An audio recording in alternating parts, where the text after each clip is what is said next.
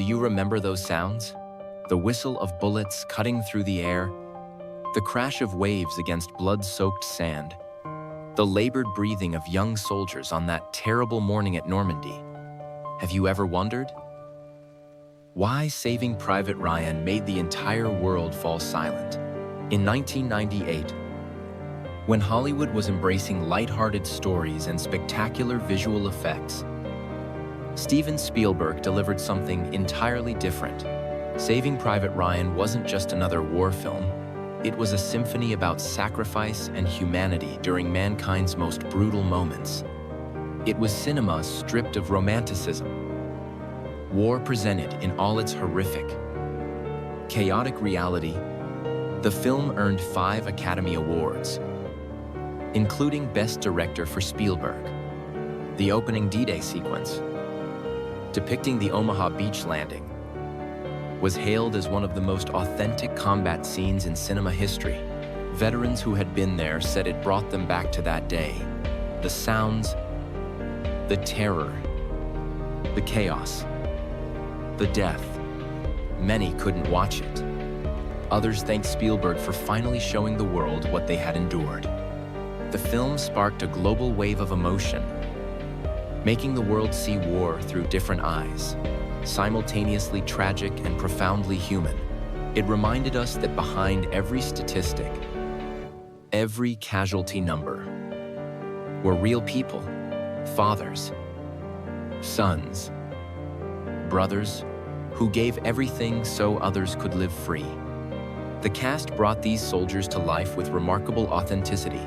Tom Hanks as Captain Miller, the schoolteacher turned warrior. Matt Damon as Private Ryan, the man worth saving. Tom Sizemore as Sergeant Horvath, the loyal right hand. Edward Burns as the hot-headed Reiben. Barry Pepper as the devout sniper Jackson. Adam Goldberg as Mellish, the Jewish soldier facing his worst nightmare. Giovanni Ribisi as Wade, the medic who couldn't save himself. And Jeremy Davies as Upham, the translator who discovered that courage doesn't come easy. These faces became symbols of bravery, of pain, of sacrifice.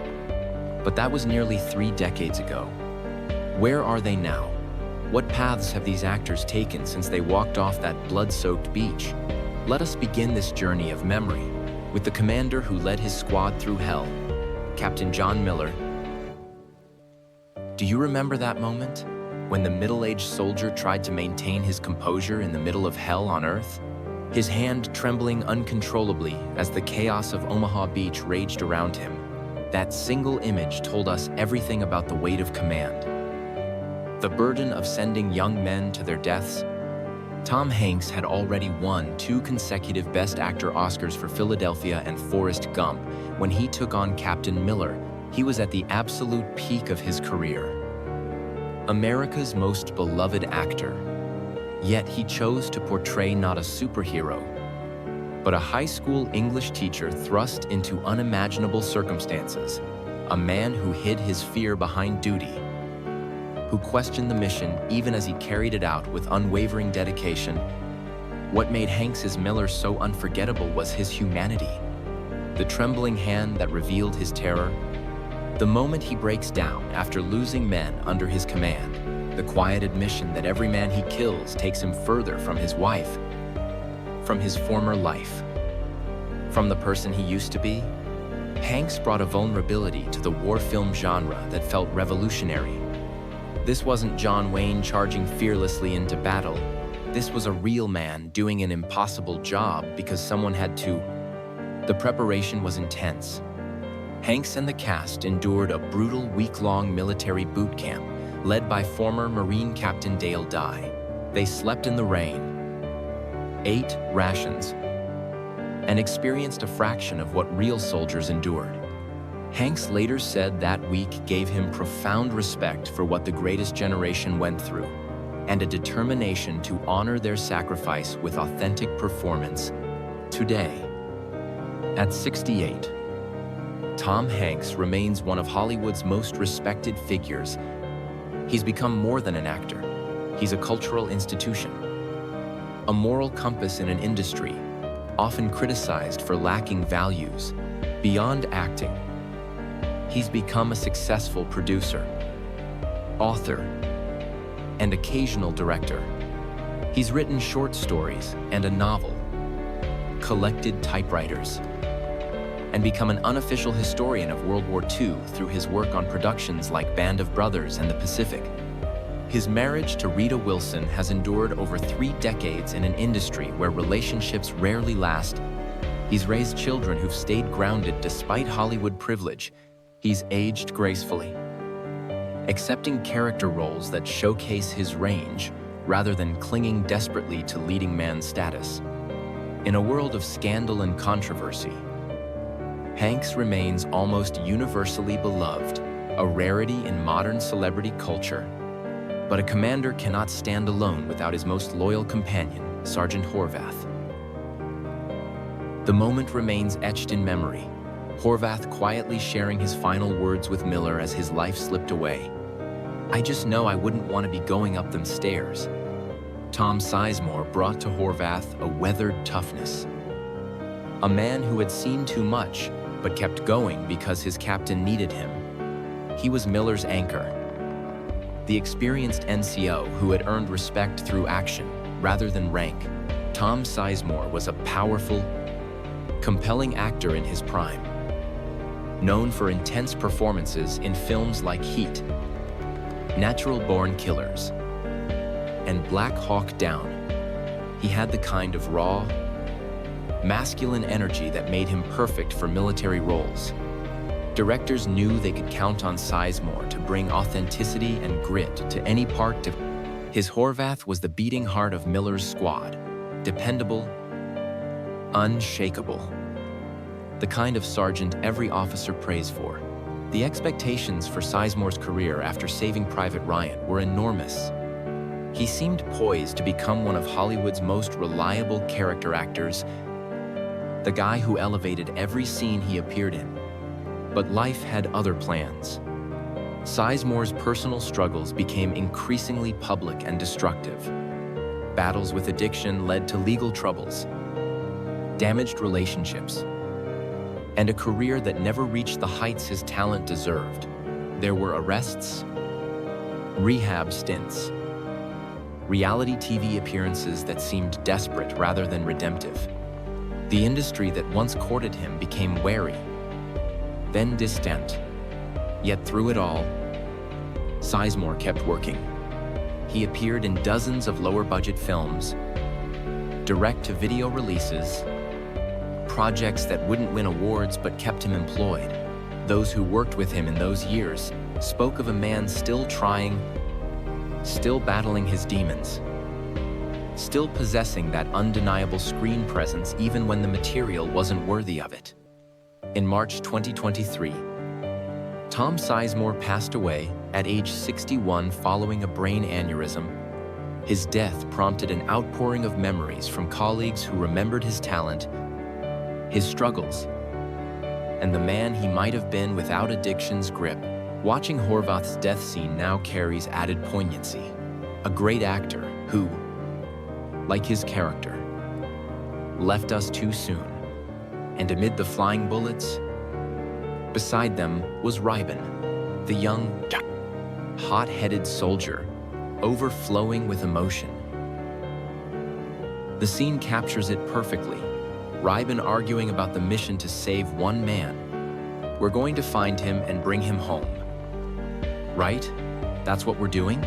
The skepticism, the anger, the very human question of whether one life is worth risking 8. Edward Burns brought working-class authenticity to Reiben, the Brooklyn tough guy who questioned authority but ultimately stood by his brothers. Burns came to Saving Private Ryan with an unusual background. He'd burst onto the independent film scene with the brothers McMullen, which he wrote, directed, and starred in for just $25. Ling Ling Ling. The film won the Grand Jury Prize at Sundance and grossed over $10 million, the kind of success story that defined 1,000 990 seconds indie cinema, Burns represented a new breed of filmmaker, equally comfortable behind and in front of the camera. In Reiben, Burns found a character that matched his own blue-collar sensibility, the smart mouth hiding deeper loyalty, the guy who complains constantly but never actually abandons his post, the soldier who represents the everyman thrust into extraordinary circumstances. Burns played it with perfect pitch, never softening Reiben's edges but showing us the decent man underneath the bravado. After Saving Private Ryan, Burns continued working steadily, but never quite achieved the A-list stardom many predicted. He appeared in films like 15 Minutes and Confidence, solid work that didn't break through commercially. But Burns made a strategic choice. Rather than chase fame, he'd create his own opportunities. He returned to independent filmmaking, writing and directing features like Sidewalks of New York, The Groomsmen, and Nice Guy Johnny. These smaller films allowed him creative control and the ability to tell New York stories in his own voice. More recently, Burns has found success in television, creating and starring in series like Public Morals and Bridge and Tunnel, bringing his authentic New York perspective to the small screen. Now in his 50s, Burns has built a career on his own terms, acting when the right roles come, directing when he has stories to tell, never compromising his vision for someone else's approval. He married supermodel Christy Turlington, raised a family, and maintained artistic integrity in an industry that often rewards the opposite. While Reiben embodied youthful spirit, Jackson was the squad's divine hand of thunder. The image is unforgettable. Jackson whispering a prayer before pulling the trigger. "Be not thou far from me, O Lord, O my strength. Haste thee to help me." Barry Pepper brought to Private Jackson a religious conviction that felt authentic rather than caricatured, a man who saw his deadly skill as a gift from God, who asked for divine guidance before each shot, who believed righteousness and killing could somehow coexist in wartime. Pepper, a Canadian actor, brought quiet intensity to Jackson, the calm demeanor that masked incredible focus, the eyes that could spot an enemy at impossible distance, the marksman who made impossible shots look routine. Spielberg used Jackson sparingly but powerfully, and when he appeared, you knew something decisive was about to happen. The bell tower scene, where Jackson provides covering fire until a German tank destroys his position, remains one of the film's most harrowing moments.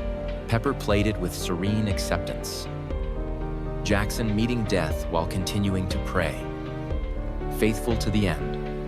It was a supporting role, but one that left an indelible mark. After Saving Private Ryan, Pepper continued building a solid career without ever becoming a household name. He earned critical acclaim and a Golden Globe nomination for playing Robert Kennedy in the Kennedys miniseries.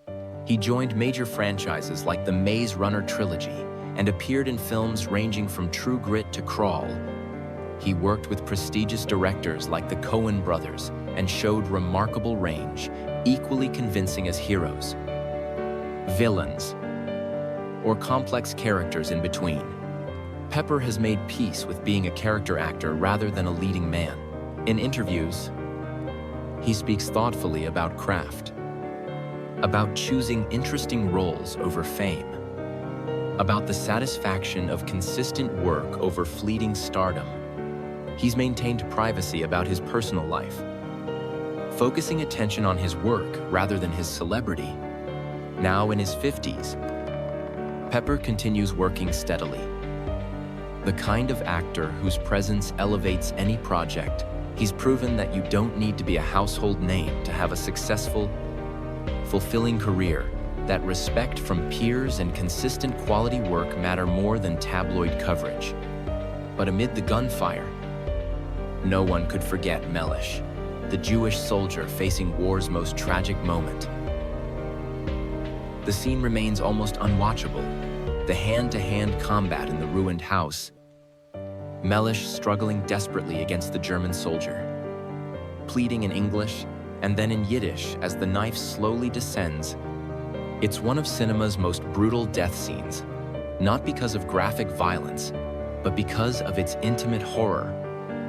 The way it strips away any glory from combat and shows us murder in its rawest form. Adam Goldberg made Melech's death meaningful by making his life feel real, the tough-talking Brooklyn Jew who collected Nazi daggers as trophies, the soldier who kissed Hitler's picture before burning it, the man who knew exactly what he was fighting against and why it mattered. Goldberg brought specificity to Melech. This wasn't just the Jewish soldier, but a particular kind of American Jewish experience. The immigrant community's sons proving their patriotism through service. Before Saving Private Ryan, Goldberg had built a career playing quirky, intelligent characters in films like Dazed and Confused and The Prophecy.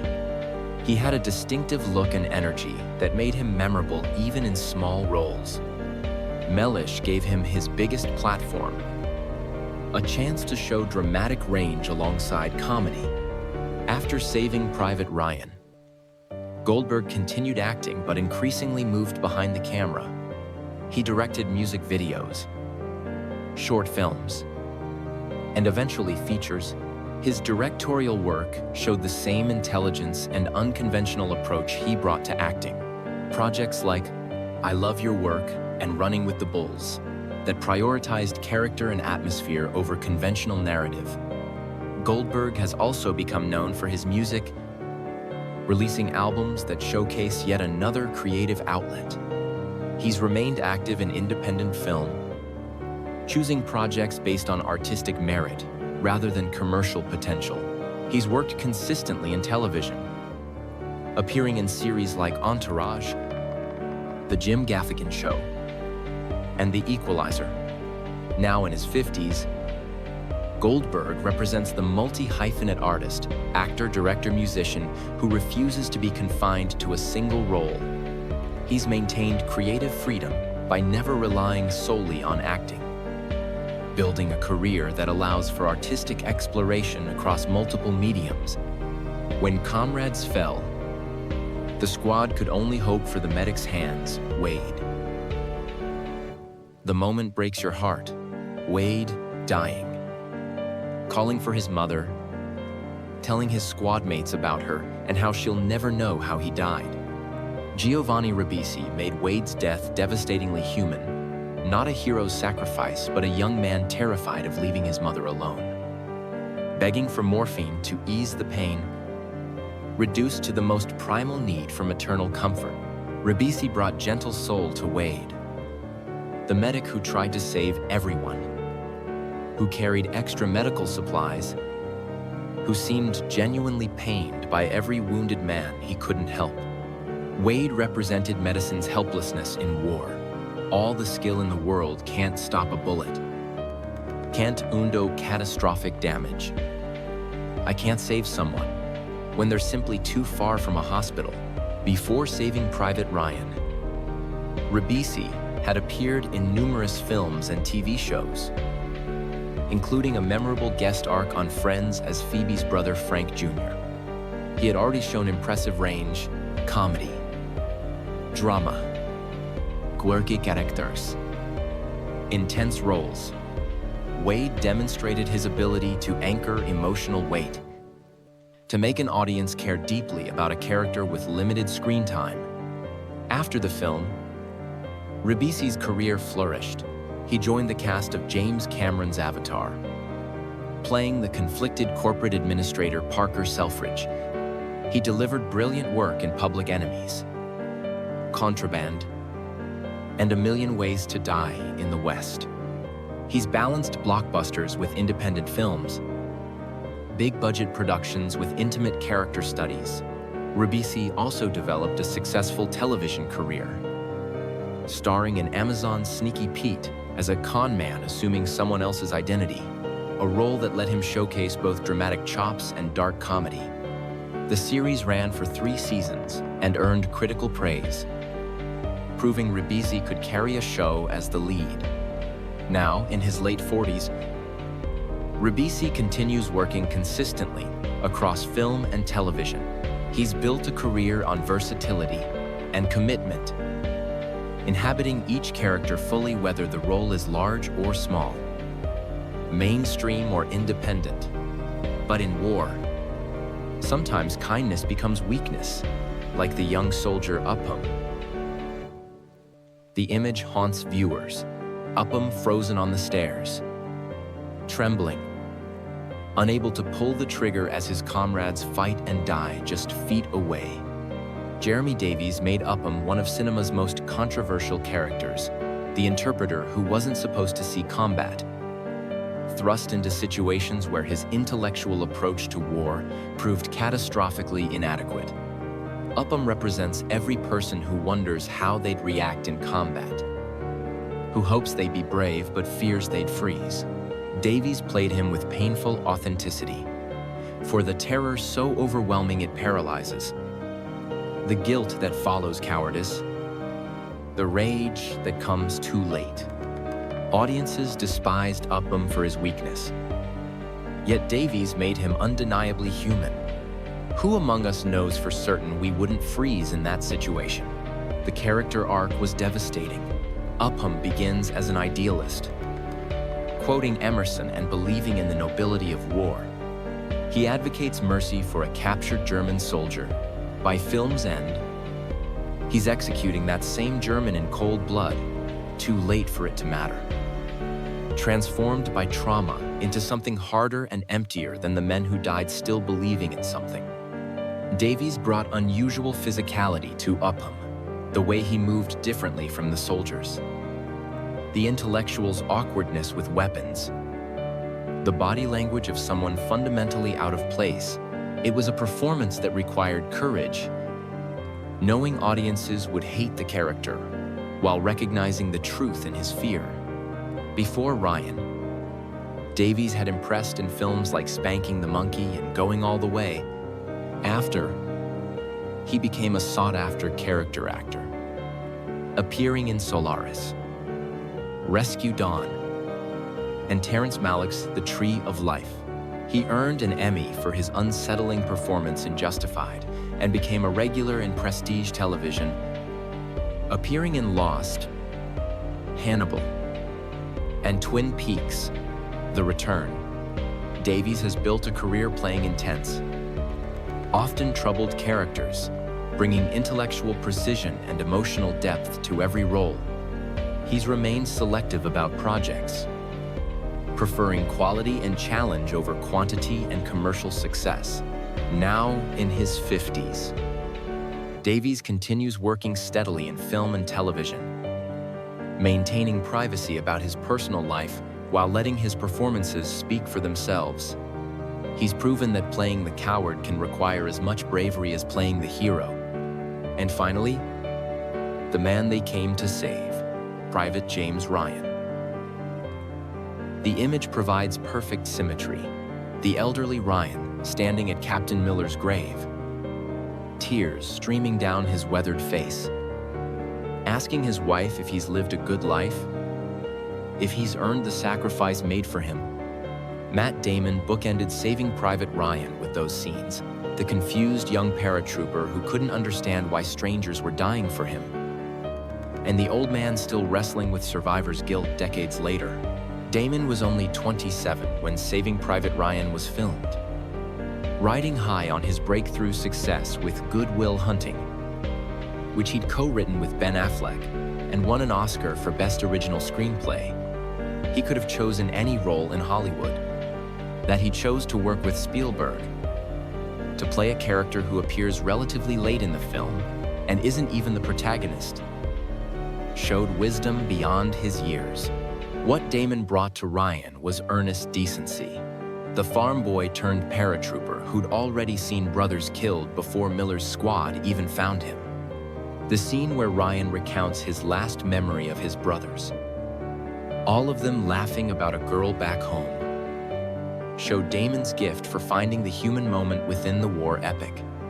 He made Ryan worth saving, not through heroism, but through simple, genuine humanity. Spielberg famously kept Damon separate from the rest of the cast during their boot camp training. While they bonded through shared misery, Damon stayed comfortable. The result was genuine resentment that Spielberg could use on camera. The squad really did feel they were suffering for this kid who wasn't one of them. It was brilliant manipulation that created authentic tension. In the decades since, Matt Damon has become one of Hollywood's biggest stars. The Bourne franchise made him an action hero. The Departed, Invictus, The Martian, and countless other films have showcased his range. He's proven he can carry blockbusters while still choosing challenging dramatic roles. He's worked repeatedly with prestigious directors, Scorsese, Eastwood, the Coen brothers, Ridley Scott. Beyond acting, Damon has become known for his humanitarian work, particularly the Water.org initiative, providing clean water to developing nations. He's maintained a stable family life despite Hollywood's pressures. Married to Luciana Barroso since 2005, he and Ben Affleck remained close friends and occasional collaborators, their bonds surviving fame and fortune. Damon has aged into more character-focused roles gracefully, accepting that leading man status doesn't last forever. He's shown willingness to play against type, to embrace aging, to choose artistic challenges over safe commercial choices. Now in his 50s, Damon remains one of Hollywood's most respected figures, a genuine movie star who never forgot his roots, never believed his own hype, and never stopped working to earn the success that came his way. Like Private Ryan trying to live up to Captain Miller's sacrifice, Damon has worked his entire career to prove himself worthy of the opportunities he's been given. And so, from Miller to Ryan, from the commander to the saved, all created an epic about loyalty and sacrifice. We have journeyed together through nearly 3 decades, following 8 remarkable actors who came together to tell one of cinema's most powerful war stories. From Tom Hanks, who became America's most respected cultural figure, to Matt Damon, who proved early success could be the foundation of lasting greatness. From Barry Pepper and Giovanni Ribisi, who built careers on consistent quality, to Edward Burns and Adam Goldberg, who found freedom behind the camera, and tragically, Tom Sizemore, whose talent couldn't overcome personal demons. But they all share one unbreakable bond.